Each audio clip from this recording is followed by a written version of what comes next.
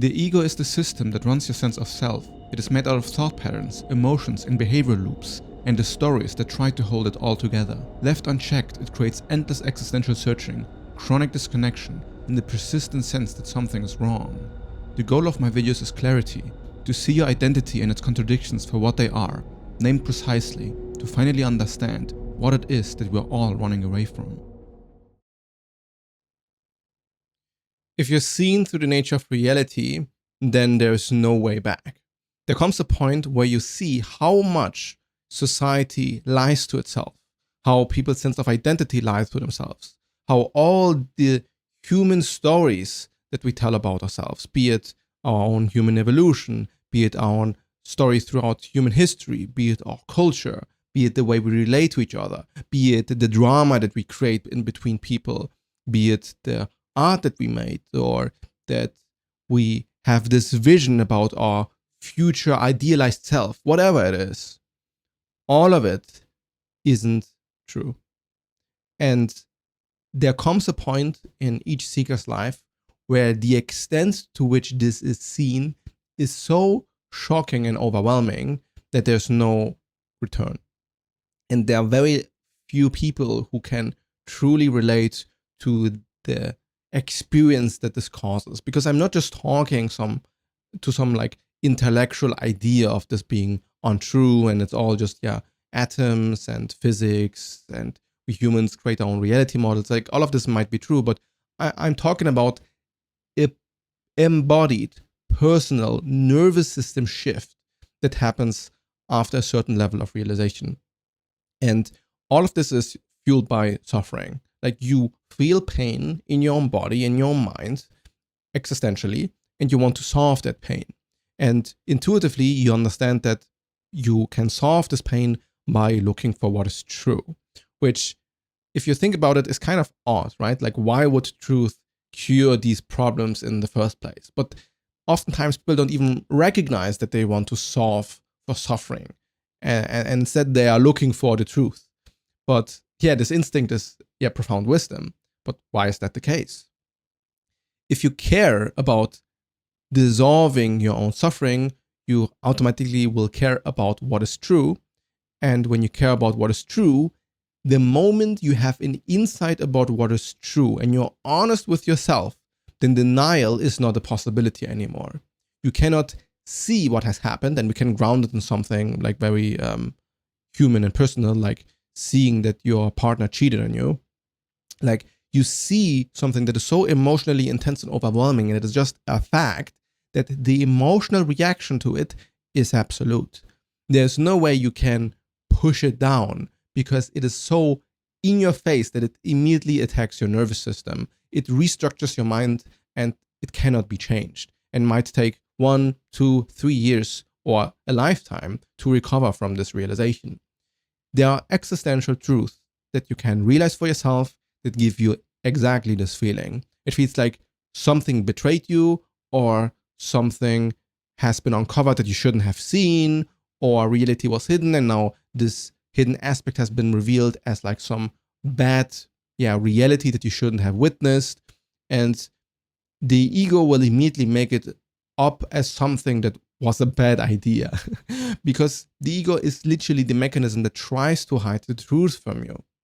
Because once a truth is seen, things change, stuff shifts, and now there's no way around it anymore, right? It is now acknowledged. That's also why truth cures. The sense that there are very negative aspects that also must be acknowledged is part of the deal. You cannot just have all the good and then ignore all the bad.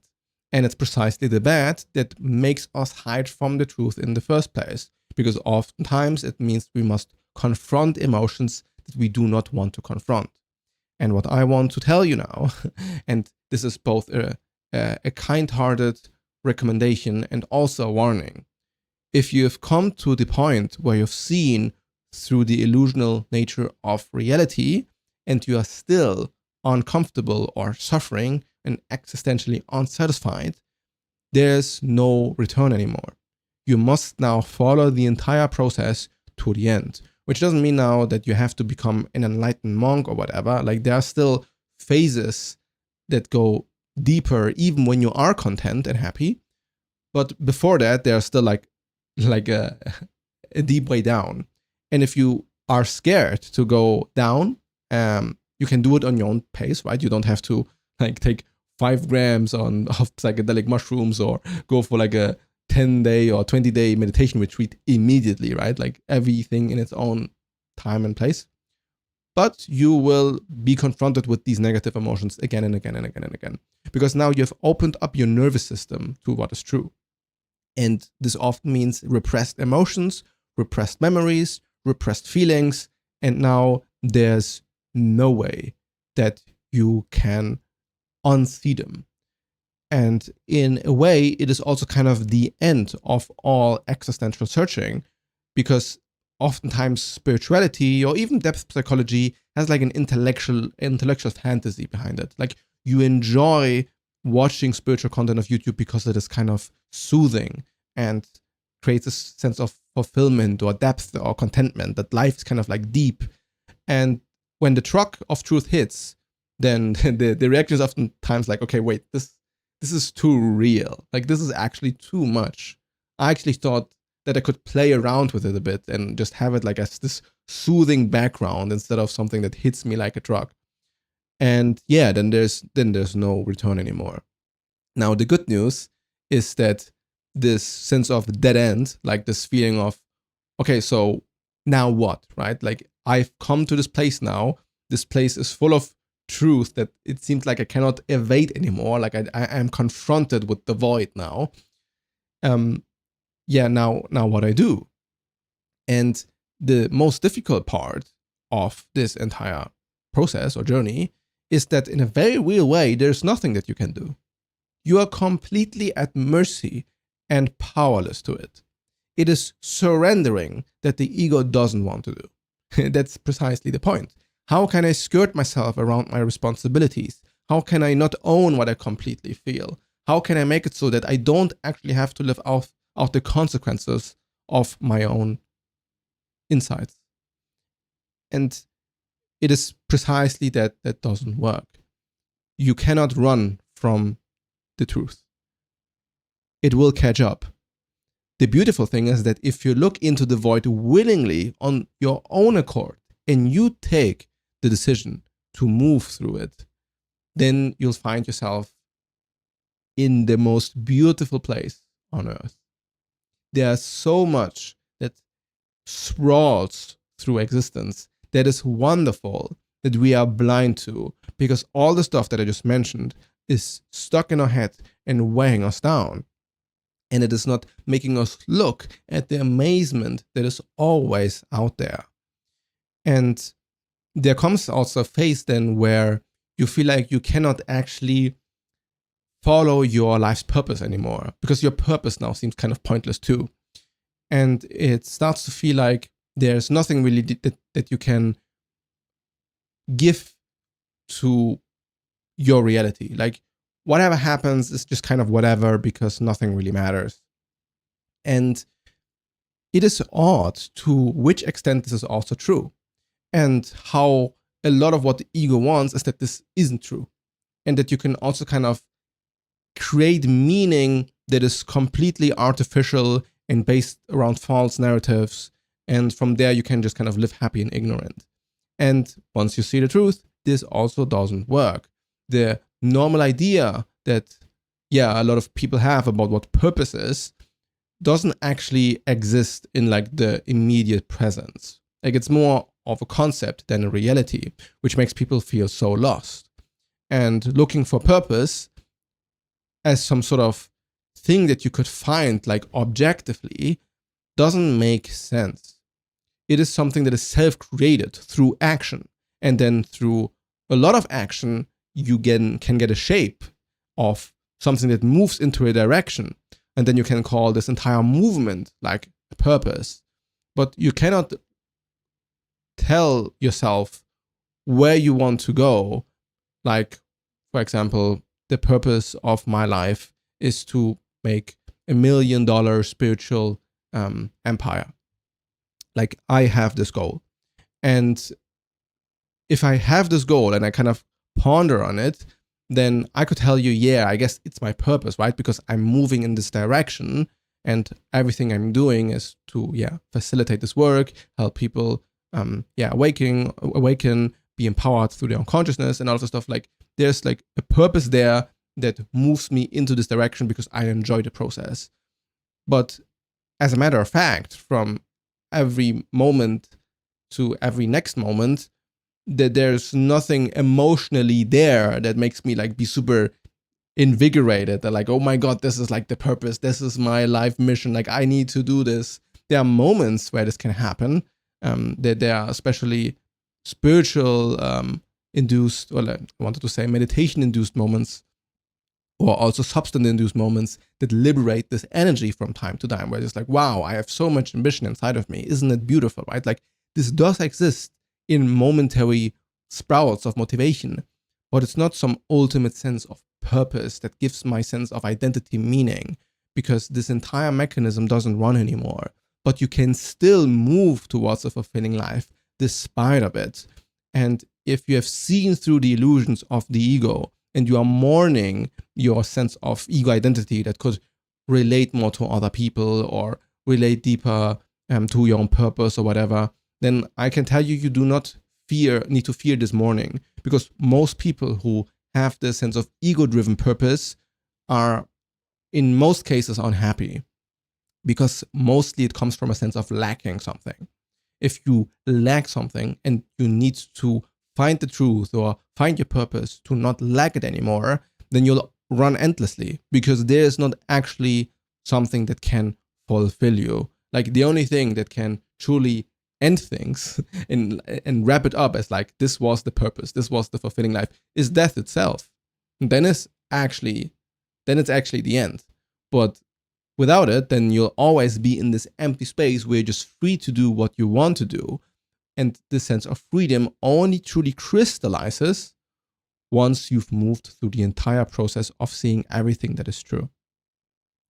To get a sort of system that moves people from the sense of existential confusion and delusion to truth, I have right now multiple aspects that I'm working on. I have these YouTube videos, of course, which are available for everybody, which is also starting to become very interesting in my day-to-day life when I present people what I do without them actually understanding the stuff.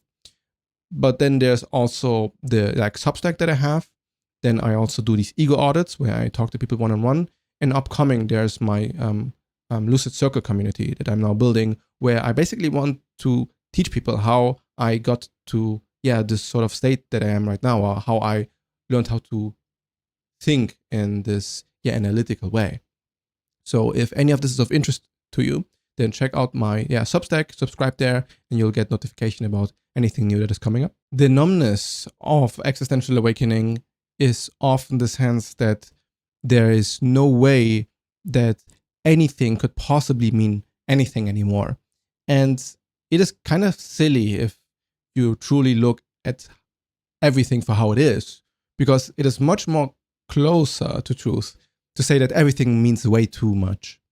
And that what the brain does is actually filtering all of the stuff that is going on and just making little pockets of meaning. Like, you're watching a movie, now the movie means something. You're with a certain person, now this person is actually existing for you. And the moment you don't think about this person, it's almost as if the person is gone. And you create like little pockets of meaning and pockets of direction, therefore. And then these things matter. And if you look at how reality functions, then you can find pockets of meaning in absolutely everything. Like every atom that connects with another atom is one of those pockets of meaning. And it is self-created the moment meaning is perceived, right? The moment you see something matters, it is when it matters. And now, if you are like a panpsychist, you might think that the atoms themselves have some sort of internal experience, which is very heady and weird to think about. But even without that, you can see that consciousness and awareness of something creates the meaning of the thing.